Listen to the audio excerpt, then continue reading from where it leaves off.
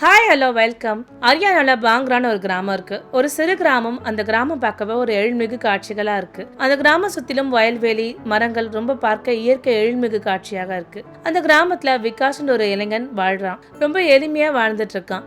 அவனுக்கு ஒரு தாய் தந்தையர் இருக்காங்க. அந்த தந்தை ரொம்ப கடின உழைப்பாளர். அந்த தந்தையோட மிகப்பெரிய ஆசை என்னன்னா அந்த அம்மாவை நல்லபடியா பாத்துக்கணும் அப்படின்னு சொல்லிட்டு இருக்காரு. ஏன்னா விகாஷ் அங்கேயும் இங்கேயும் ஊர்ல வேலை தேடி பாக்குறான். விகாஷ்க்கு ஒழுங்கா வேலை கிடைக்கல. சரி நம்ம சண்டிகர்ல போய் வேலை தேடலாம்னு சொல்லிட்டு சண்டிகருக்கு வரான். அங்க இங்க வேலை தேடுறான். ரொம்ப கஷ்டப்படுறான். எந்த இடத்துலயுமே வேலை கிடைக்கல. நம்ம என்னதான் செய்ய போறோம்னு அப்படின்னு யோசனை பண்ணிட்டே இருக்கும்போது திடீர்னு அவனுக்கு ஒரு பங்களால ஒரு டிரைவர் வேலை கிடைக்குது. அந்த தலைநகரமான சண்டிகர்ல பாத்தீங்க அப்படின்னா ஹேமாதாவி மிகப்பெரிய தொழிலதிபர். பல ஆண்கள் கண்டு மெஞ்சும் அளவுக்கு பெரிய தைரியமானவங்க. அவனுடைய குரல் ஒன்றே போதும் நிறைய பேர் நடுங்க வச்சிரும். அவ்வளவு பெரிய துணிச்சலுடையவங்க ஹேமாதேவி. ஹேமாதேவிக்கு பங்களால வேலை செய்யறதுனா நிறைய பேருக்கு பயம்தான் முதல்ல வரும். ஏன்னா அவங்க எப்பவும் கண்டிப்பாவும் துணிச்சலோடும் எப்பவுமே இருப்பாங்க. ஒரு விஷயம் அவங்களுக்கு பிடிக்கலன்னா உடனே வேலையை விட்டு நிக்கிடுவாங்க. விகாஷ் அங்க போய் வேலைக்கு சேர்ந்த உடனே பல வேலையாட்கள்லாம் என்ன சொல்றாங்க, பார்த்து நடந்துக்கோ, அந்த அம்மா எது பேசினாலும் நீ எதிர்த்து பேசாத, சரி சரின்னு ஒரு வார்த்தையை மட்டும் பேசிக்கோ, நீ எதிர்த்து பேசணும்னா உனக்கு வேலை நிச்சயம் கிடையாது அப்படின்றாங்க. விகாஷும் சரி நான் கண்டிப்பா ஒழுங்கா செய்யறேன் அப்படின்னு சொல்லிட்டு அந்த இடத்துல வேலைக்கு சேர்றான். அடுத்த நாள் எப்பவும் போல விகாஷ் கார்ல உட்காந்துட்டு இருக்கான். ஹேமாதேவி வராங்க. தினமும் ஆஃபீஸ் போயிட்டு வராங்க.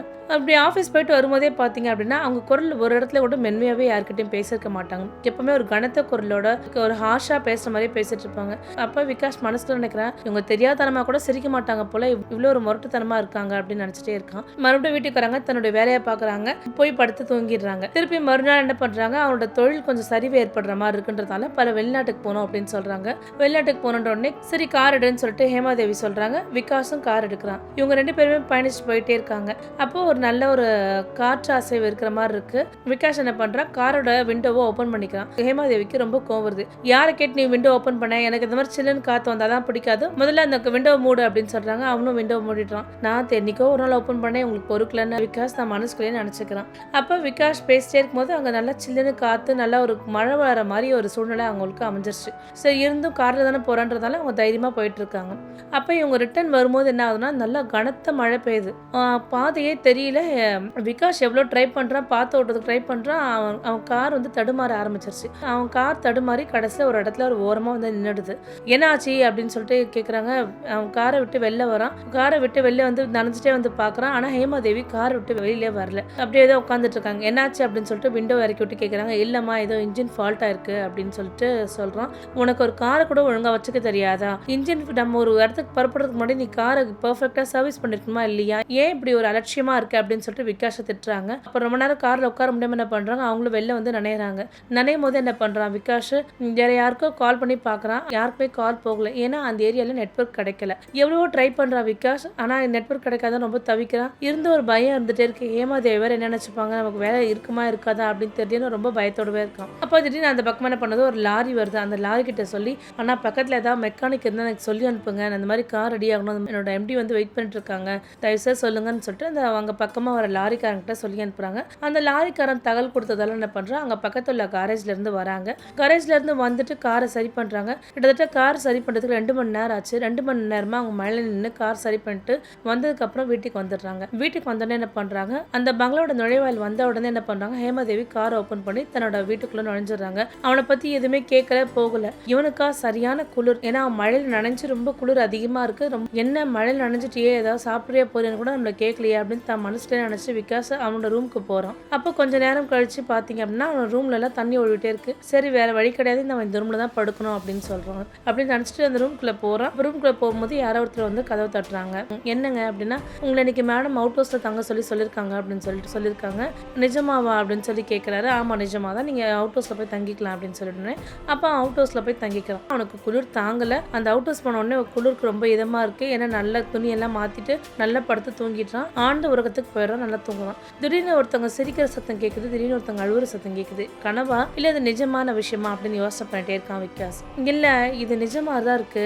சரி அதுவும் அந்த பங்களால இருந்து தான் வர மாதிரி இருக்கு. ஒருவேளை யாராவது திருட போயிருப்பாங்களோ அப்படின்னு நினைச்சிட்டு என்ன பண்றான், சரி நம்ம போய் பார்க்கலாம் அப்படின்னு நினைக்கிறான். அவன் அவுட் ஹவுஸ் விட்டு அந்த பங்களாவுக்கு போறான். இரவு நேரம் அந்த பங்களா ரொம்ப அமைதியாகவும், அதாவது ஒரு பின்னு விழுந்தா கூட சத்தம் கேட்கிற அளவுக்கு அவ்வளோ ஒரு அமைதியை நிலவுது அந்த பங்களா. சரின்னு சொல்லிட்டு சொல்லிட்டு என்ன பண்றான், அந்த மேடம் ரூம் கிட்ட வரைக்கும் போறான். எல்லா இடத்துல அமைதி நினைவிட்டே இருக்கு. ஒரு ரூம் ஒன்று கார்னர்ல இருந்திருக்கு. அப்ப அந்த இடத்துல பாத்தீங்கன்னா ஹேமாதேவி பல பொருளெல்லாம் தூக்கி போட்டு உடைச்சிட்டு தேம்பி தேம்பி அழுதுட்டே இருக்காங்க. அப்போ அவன் சொல்றான், இவங்களுக்கு அழலாம் வர தெரியுமா அப்படின்னு தன் மனசுக்குள்ளே நினைச்சுக்கிறான். இப்படி அழறாங்களே, ஆனா இவங்களை பார்த்து அழுகுற மாதிரி தெரியலையே, நம்ம நிஜமா பாக்குறது உண்மைதானா அப்படின்னு தன் மனசுக்குள்ள நிறைய கேள்வி கேட்கிறான். அப்புறம் உன்னை கிள்ளியும் பாக்குறான். ஆமா, நம்ம பாக்குறது உண்மையான விஷயம் தான் அப்படின்னு சொல்லிட்டு ஹேமாதேவி அழறத பார்த்துட்டே இருக்கான். உள்ள போலாமா வேண்டாமா அப்படின்னு சொல்லிட்டு சிறு தயக்கத்தோட இருக்கான். ஏன்னா அவங்க தேம்பி தேம்பி தேம்பி அழுதுட்டே இருக்காங்க. விகாஸ் தைரியத்தை வர வச்சுட்டு ஹேமாதேவி அழுதுட்டு இருக்க ரூம்குள்ள போறான். ஹேமாதேவிக்கு விகாஸை பார்த்த உடனே ரொம்ப கோவம் வந்துருச்சு. ஒழுங்கா வெளியில போயிடு, யாரை கேட்டு நீ ரூம்க்கு வந்த அப்படின்னு சொல்லிட்டு கோவமா திட்டுறாங்க. ஒரு வேலைக்காரன், நீ வேலைக்காரன் இடத்துல தான் இருக்கணும், எப்படி என் ரூம்குள்ள வருவ அப்படின்னு சொல்லிட்டு திட்டுறாங்க. போறாங்க.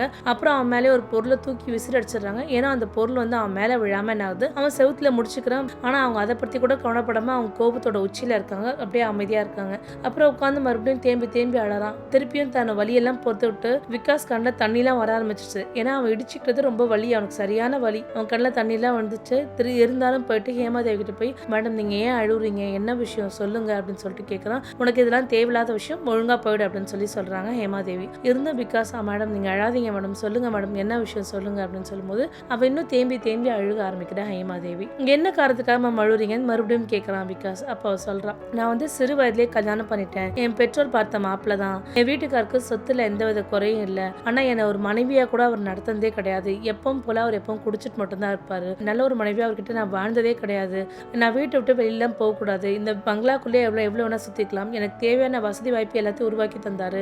அவர் தினமும் குடிச்சிட்டே இருப்பாரு, தினமும் என்ன அடிப்பாரு, என்ன கொடுமைப்படுத்துவாரு. இதை பற்றி என் பெற்றோர்கிட்ட சொல்லலாம்னு நினைப்பேன். சொன்னா நான் அவங்களே ஏதாவது செஞ்சிருவேன்னு சொல்வாரு. ஒரு நாளும் அவன் செய்யற கொடுமையெல்லாம் ரொம்ப கஷ்டப்பட்டு தாங்கிக்கிட்டேன். என்னோட வாழ்க்கை இப்படி வாழணும் அப்படி வாழணும் பல கனவோட நான் திருமணம் பண்ணேன். ஆனா ஒரு நாளும் எனக்கு துன்பமான வாழ்க்கை தான். அந்த வாழ்க்கையை நான் திருப்பி நினைச்சு கூட பார்க்க விரும்பல. அப்படியே ஒரு துன்பத்தை நான் அனுபவிச்சேன். நான் ஒரு நாள் தினமும் அழுவாத நாள் கிடையாது. நான் அழாம தூங்கினதே கிடையாது. நான் அழுகுற சத்தம் எல்லாம் இந்த பங்களாவோட சுவர்ல எதிரொலிக்கும். அந்த அளவுக்கு வந்து நான் அழுதுருக்கேன். நான் என்ன பண்ணுவேன், பெட்ரூம் வெளியில இருந்து பார்ப்பேன். மக்கள் எல்லாம் அவங்கவுங்க சந்தோஷமா இருக்கிறத பார்ப்பேன். நமக்கு மட்டும் ஏன் இப்படி ஒரு வாழ்க்கை ஆகலன்னு சொல்லிட்டு நான் ரொம்ப வருத்தப்பட்டிருக்கேன். சில பேர் சந்தோஷமா இருப்பாங்க, சில பேர் வருத்தமா இருப்பாங்க. ஆனா சந்தோஷமான இருக்கிற நாள்னு எனக்கு ஒரு நாள் கூட கிடைச்சதே கிடையாது. என் வாழ்க்கை முழுவதும் இப்படியே தான் போச்சு. அப்போ திடீர்னு ஒரு கார் ஆக்சிடென்ட்ல என் கணவர் இழந்துட்டாரு. அப்போ நிஜமா என் கணவர் இழந்த உடனே நான் ரொம்ப சந்தோஷப்பட்டேன். நம்ம இவங்க கிட்ட இருந்து ஒரு சிறை மாதிரி தான் இருந்தோம், நீ நம்ம தப்பிச்சிட்டோம் அப்படின்னு நினைச்சு ரொம்ப சந்தோஷப்பட்டேன். அம்மா வீட்டுக்கு போயிடலாம் அப்படின்னு சொல்லிட்டு. ஆனா என்னோட அம்மாவும் அப்பாவும் ஒரு கார் ஆக்சிடென்ட்ல மறுபடியும் இறந்துட்டாங்க. எனக்கு வாழ்க்கையே என்னவோ மாதிரி ஆயிடுச்சு. நமக்குன்னு யாருமே பேசுறதுக்கு யாரும் கிடையாதுன்ற மாதிரி ஆயிடுச்சு. எனக்கும் கணவன் மனைவி குழந்தைன்னு சந்தோஷமா இருக்கணும் ரொம்ப ஆசை. ஆனா இவரை திருமணம் பண்ணி நான் எல்லாத்தையுமே இழந்துட்டேன். எனக்கு எதுவுமே கிடையாது. கணவர் இழந்ததுக்கு அப்புறம் கணவரோட சொந்தக்காரங்களாம் எனக்கு பைத்தியம்னு சொல்லிட்டு ஒரு முத்திரை குத்திட்டு இந்த சொத்தை அபகரிக்கலாம் நினைச்சிட்டு இருந்தாங்க. ஆனா அவங்களுக்காக தான் நான் வாழ ஆரம்பிச்சேன். எதிர்த்து பேச ஆரம்பிச்சேன். என்னோட கோபத்தை எப்பவுமே நான் அவங்களெல்லாம் பயன்படுத்துற அளவுக்கு நான் எப்பவுமே எதிர்த்து பேச ஆரம்பிச்சேன். என்னோட குரலை உயர்த்தி பேச ஆரம்பிச்சேன். இது இப்போ எனக்கு ஒரு பழக்கமாவே ஆயிடுச்சு. நான் பேசுறத எதிர்த்து பேசுறதுலாம் வந்து என்ன தற்காப்பு பண்ணிக்கிறதுக்காக நான் எதிர்த்து பேசுறேன், கோவமா பேசுறேன். யாரும் என்னை நெருங்கிடக்கூடாதுன்னு ஒரு விஷயத்துக்காக தான் நான் பேசுறேன். ஆனா என் வாழ்க்கை இப்படி ஒரு வாழ்க்கை வாழ்வை நான் நினைச்சு கூட பார்க்கல.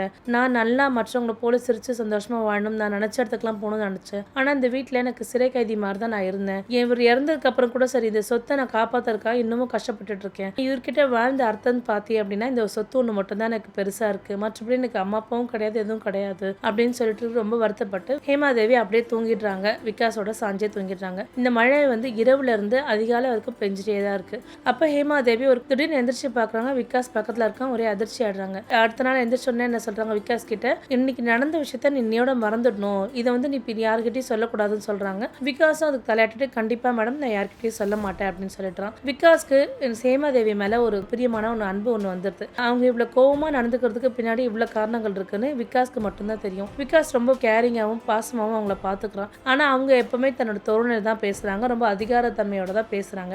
மற்ற வேலைக்காரங்களை எப்படி அதிகார தோரணையில தான் கூப்பிடுறாங்க, இதை செய்யுங்க அதை செய்யுங்கன்னு சொல்லிட்டு தான் இருக்காங்க. விகாஸ்க்காக ஹேமாதேவி வந்து பணிஞ்செல்லாம் பேசல. அவன் ஒரு வேலைக்காரன் பிள்ளைய தான் அவங்க பார்த்துட்டு இருக்காங்க. அப்போ ஒரு நாள் என்ன ஆகுது அப்படின்னா, விகாஸ் வந்து ஹேமாதேவி மேல காட்டுற பாசத்தை ஹேமாதேவியோட கணவரோட தம்பி வந்து பார்த்துட்டே இருக்கான். இப்ப எப்பவுமே இவங்களை முறைச்சிட்டே தானே இருப்பாங்க, இவங்க இப்போ சிரிக்கலாம் கூட ஆரம்பிச்சிட்டாங்களே, அப்ப விகாஸ்க்கும் இவங்களுக்குள்ள இது ஒரு தொடர்பு இருக்குன்னு நினைச்சுக்கிறான் ஹேமாதேவியோட கணவரோட தம்பி ராஜீவ் என்ன நினைக்கிறான், இவங்களை நம்மளை அசிங்கப்படுத்தினாதான் இவங்களோட சொத்தோட பங்குகள்லாம் நமக்கு கிடைக்கும் அப்படின்னு சொல்லிட்டு ரொம்ப நேரம் காத்துட்டே இருக்கான். ஹேமாதேவி எங்கெல்லாம் போறோன்னு ஹேமாதேவி அவ்வளவு பார்த்துட்டு இருக்கான். அப்ப ஹேமாதேவி அசிங்கப்படுத்தணும்னு நினைக்கிறான். ஒரு பெரிய கான்ஃபரன்ஸ் மீட்டிங் இருக்கு. அவங்க நிறைய டைரக்டர்ஸ் எல்லாம் உட்காந்துருக்காங்க. உட்காந்துட்டே இருக்கும்போது என்ன சொல்றாங்க, உங்களுக்கு பெரிய ஆள் யாராவது டிரைவரோட ஒன்னா இருப்பாங்களா அப்படின்னு சொல்லிட்டு கேட்குறாங்க.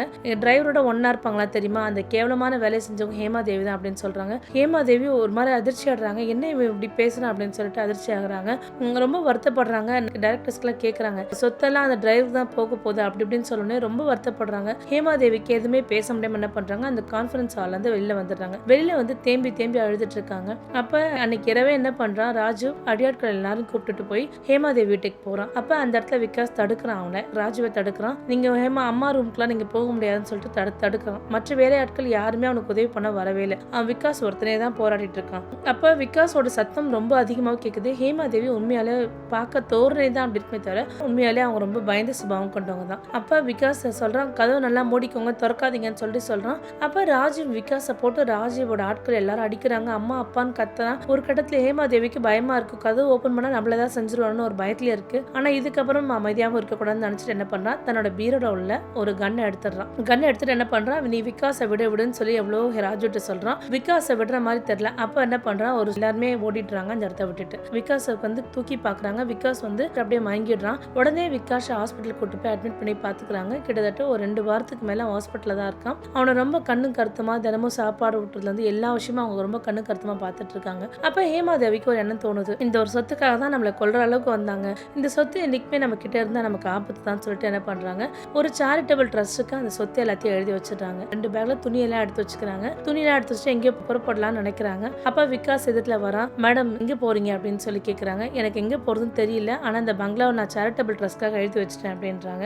நான் ஒரு இடத்துக்கு கூட்டிட்டு போறேன்னு விகாஸ் சொல்றான். கண்டிப்பா கூட்டிட்டு போங்க அப்படின்னு சொல்றான். அவங்க கூட நகரத்தான் கூட்டிட்டு போறான்னு நினைச்சுக்கிறாங்க. ஆனா நகரத்துக்கு இல்லாம ஒரு கிராமத்துக்கு கூட்டு போறாங்க. அந்த கிராமத்து பேர் பாங்க்ரா. பாங்க்ரா கிராமம் ரொம்ப பார்க்க இயற்கை மிகு காட்சியோடு இருக்கு. ஹேமாதேவி இந்த மாதிரிலாம் பார்த்ததே கிடையாது.